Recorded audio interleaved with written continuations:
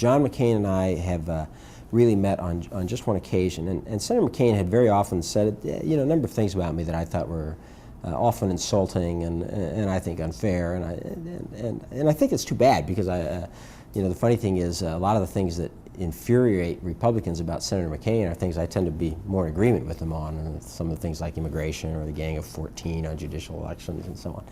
But in any case, the one time I met Senator McCain, I met him at a congressional hearing, and I decided he was actually seated there waiting to speak because as the senator, he gets to go on the first panel because his time is valuable.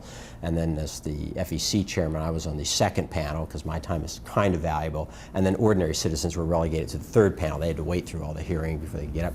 So Senator McCain was waiting to speak, and I went up and thought I'd shake his hand and say hi, and he'd see that I don't have little horns, and it would break the ice, and we would be able to talk because he had refused, he had been unwilling to meet with me, so I went up to talk with him, and I said, Senator, and he held out his hand, and kind of instinctively, and I took his hand, and when he looked up and he saw who it was, he yanked his hand out of mine. He said, I'm not going to shake your hand. He said, you're a bully and a coward, and you have no regard for the Constitution.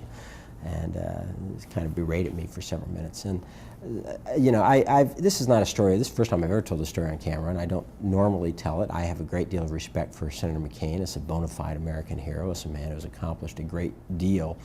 But he doesn't need to be this way toward people who ought to be his sort of political allies on a lot of things. And I really think that he has a certain anger on this issue. I think in part because he really doesn't understand it, and so he just gets very frustrated with these people. Why are they opposed to me on this? It must be a sort of a personal thing on their part that they would do that, and I feel bad about that. But anyway, that's my relationship with Senator McCain.